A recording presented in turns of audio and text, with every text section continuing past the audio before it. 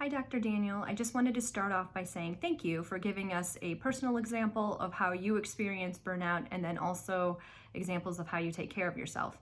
I always find examples in general to be very helpful when I'm analyzing new information, and then when I'm also able to see or hear a real life application or how that looks in real life. That is just a tremendous benefit to me.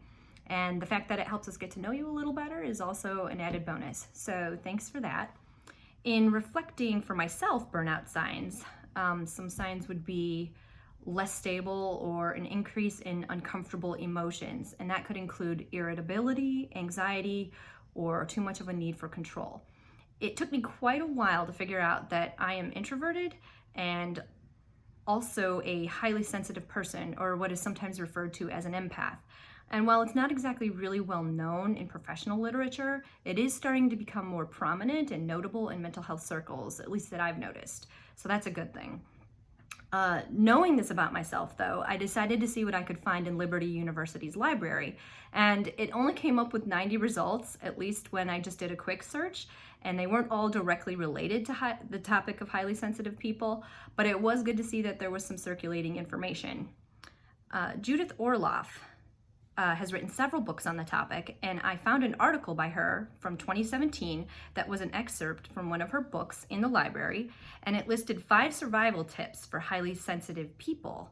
And these are: number 1, work to heal the issues that trigger stress. Number 2, set limits and boundaries, which is one of my biggest challenges. 3, create alone time to reset.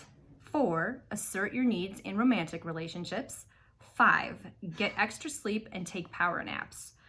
So all of those are actually ways that I found that help me take care of myself, and perhaps a little outside the realm of what you might typically think of, like a healthy diet or exercise, which of course are really good as well.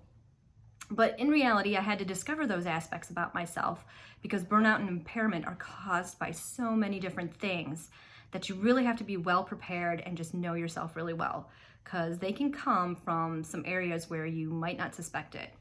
Our personalities and God-given attributes are such a deep part of the essence of who we are that not exploring those things within ourselves will only do a disservice in the counseling environment.